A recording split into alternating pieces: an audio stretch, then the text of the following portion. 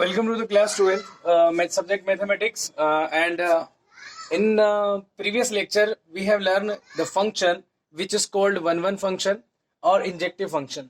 And today we will start the onto function, and we will completely study about the onto function and what is the onto function and what is the condition.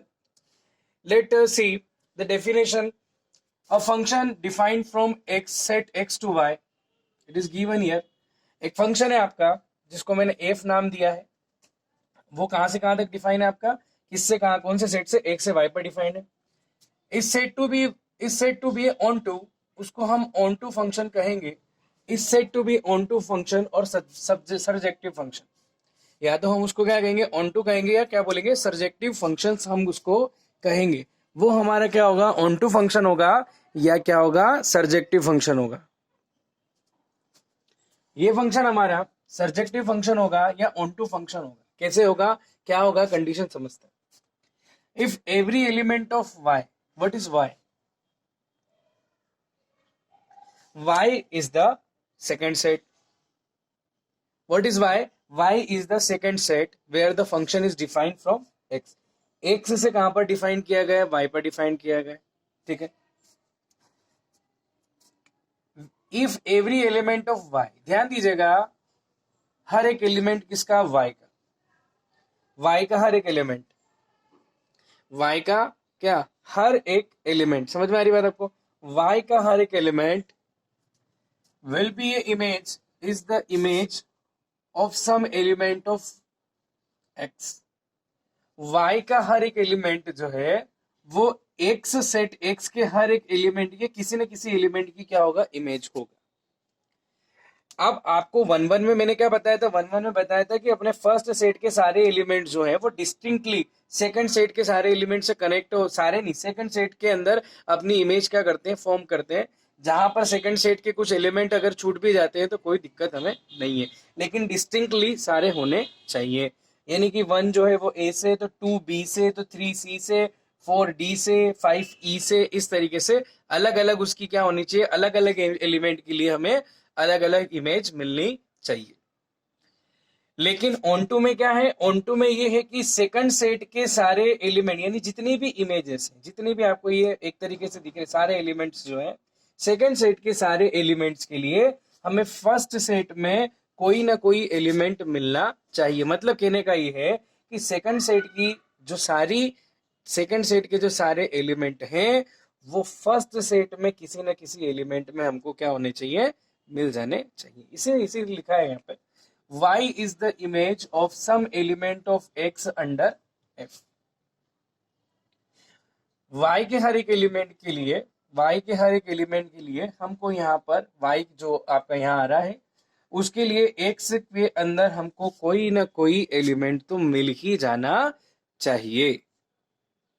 तब जाके of under the f, what is a function, function is connecting the x to y for every, और मिलना किसे चाहिए, for every y belongs to y. मतलब हर एक वो element जिसका नाम y है, हर एक एलिमेंट y का, सेट y के अंदर जितने भी एलिमेंट है उन सबको एक कॉमन नाम दे दिया.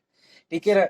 जैसे कि कॉमन नाम कैसे दिया कि मान लीजिए कि आपका स्कूल में नाम जो है, स्कूल में आपका नाम आपने कुछ अलग लिखवा रखा है. जैसे आपने स्कूल में नाम लिखवा लिया आपका नितेश, घर में आपको बोलते हैं निट्टू, बाहर आपको बोलते हैं नीतू, या और कुछ भी नाम से, या छोटू, मोटू, इस तरीके से नाम से पुकारते हैं. लेकिन ये सारे डिफरेंट डिफरेंट हैं, ये नाम तो आप ही के हैं ना, सारे डिफरेंट डिफरेंट नाम हैं. ठीक है. आपको अलग अलग जगह अलग अलग नाम से पुकारा, लेकिन नाम किसके, आप. इसी तरीके से ये जितने भी अलग अलग हैं, ये जितने भी डिस्टिंक्ट एलिमेंट हैं तो एक ही सेट के.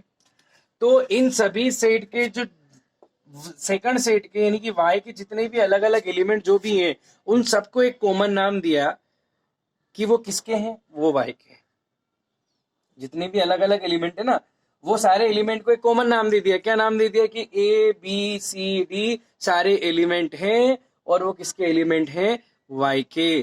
तो यहां अपन ने क्या शो करा कि for each y belongs to y, हर एक एलिमेंट यहाँ हम अगर अपन शो करें कि ए अलग से लिखूं बी अलग से लिखूं, तो मैथमेटिक्स में इसको एब्रिविएशन में शॉर्ट में कैसे लिखते हैं कि y belongs to y। y belongs to y का मतलब क्या कि हर एक एलिमेंट जो वो सेकंड सेट का हो, सेकंड सेट का हर एक एलिमेंट, उसके लिए हमको for every y belongs to y, हर एक एलिमेंट जो y के अंदर है, there exist an element in x, there exist an element x in x।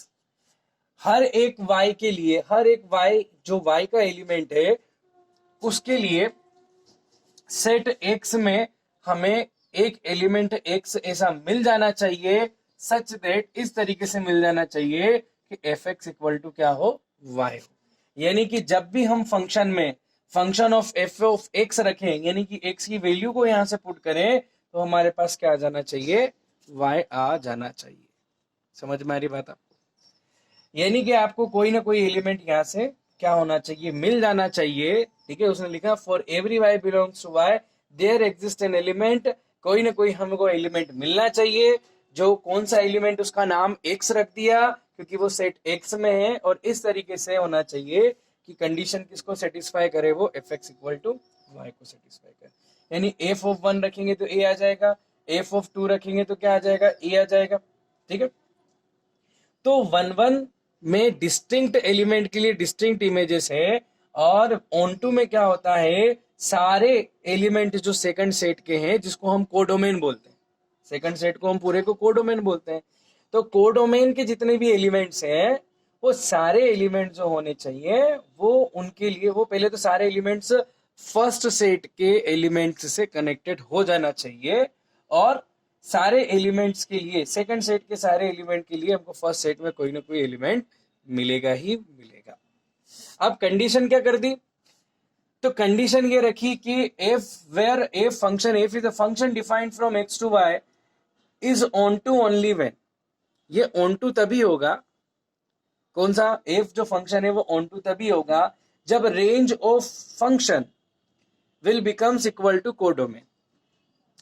इस फंक्शन की जो रेंज है वो किसके इक्वल हो जाना चाहिए, कोडोमेन के इक्वल हो जाना चाहिए। फॉर एग्जाम्पल कोडोमेन क्या होता है, तो आपको मालूम है कि जब कोई फंक्शन फर्स्ट से सेकंड पर डिफाइंड होता है, समझ में आ रही बात आपको, तो सेकंड सेट जो होता है वो पूरा आपका बोलता है सेकंड सेट के सारे एलिमेंट, यानी कि आप सेकंड सेट ही बोल लो, y जो होता है वो आपका कहलाता है कोडोमेन। अब एक बात और है कि जब हम बात करें कि फंक्शन ए से बी पर डिफाइंड हो, तो सेट बी जो है वो क्या कहलाता है, कोडोमेन कहलाता है। समझ में आ रही बात, सेट बी क्या कहलाएगा, आपका कोडोमेन होगा, है ना। तो फिर क्वेश्चन ये है कि रेंज क्या है, तो सेकंड सेट के जो एलिमेंट्स, सेकंड सेट के जो एलिमेंट्स, सेकंड सेट के जो एलिमेंट्स इमेज हैं, यानी कि सेकंड सेट के जो एलिमेंट फर्स्ट से कनेक्टेड है, समझ में आ रही बात आपको, सेकंड सेट के जो एलिमेंट्स फर्स्ट सेट से कनेक्टेड है, उनका सेट जो है वो कहलाता है आपका रेंज। तो लेकिन यहाँ क्या हुआ, यहाँ ये हो गया कि हम ये देखने जा रहे थे कि कौन कौन इमेजेस है, तो ये तो ए बी सी डी सारी की सारी क्या हो गई, इमेजेस हो गई, और सारी की सारी इमेजेस आपकी कनेक्टेड हो गई। ठीक है, ओके, है ना। तो इस सेकंड सेट का, यानी इसके अंदर और कोई नहीं बच रहा है। मान लीजिए सपोज वो अपन 1 1 में जो देखते थे वहां ई बच जाता था, तो अगर वो कनेक्ट नहीं है तो वो जाएगा, टोटल जाएगा कोडोमेन में, और जो कनेक्टेड है उन सबका जो सेट है वो क्या कहलाएगा, आपका रेंज कहलाएगा। यहाँ कौन कौन कनेक्ट हो गया, एबीसीडी, लेकिन ये तो सारे कनेक्ट हो गए, सारी इमेजेस बन गई। तो सारी इमेजेस बन गई तो ऑन टू फंक्शन की कंडीशन में ये आ जाता है कि फंक्शन की रेंज जो होनी चाहिए वो कोडोमेन के इक्वल। जब फंक्शन की रेंज जो है वो कोडोमेन के इक्वल हो जाती है, तो इसका मतलब फंक्शन आपका कौन सा हो जाता है, ऑन टू फंक्शन हो जाता है। कौन सा फंक्शन हो जाता है, ऑन टू फंक्शन हो जाता है। तो ये आपका ऑन टू फंक्शन कंप्लीट आपको समझ में आ गया कि सेकंड सेट के हर एक एलिमेंट के लिए, सारे सेकंड सेट के सारे एलिमेंट्स के लिए हमको फर्स्ट सेट में कोई ना कोई एलिमेंट मिलेगा ही मिलेगा। ठीक है ना, अगर नहीं मिलता है तो वो ऑन टू नहीं होगा। ठीक है, क्लियर है। तो हम यहां लिखते हैं, ये हमारा फंक्शन टोटल हो गया कौन सा, ऑन टू फंक्शन। अब हम बात करते हैं इसके बाद, It is one and onto function. Very easy. It is one and onto function. And it is also called the bijective function. One और ऑन टू क्या है इसमें, वन और ऑन टू नाम से पता है, ऐसा फंक्शन जो जिसके अंदर दोनों प्रॉपर्टी हो, वो वन और ऑन टू की. वन की प्रॉपर्टी आपको अच्छी तरीके से मालूम है कि डिस्टिंक्ट इमेजेस, डिस्टिंक्ट एलिमेंट्स अगर है तो उनकी डिस्टिंक्ट इमेजेस होगी. और हम कहते हैं कि two images are equal only when their corresponding elements are equal. दो इमेजेस तभी इक्वल हो सकती है जब उनके करस्पॉन्डिंग एलिमेंट्स क्या हो, इक्वल हो. That is called one.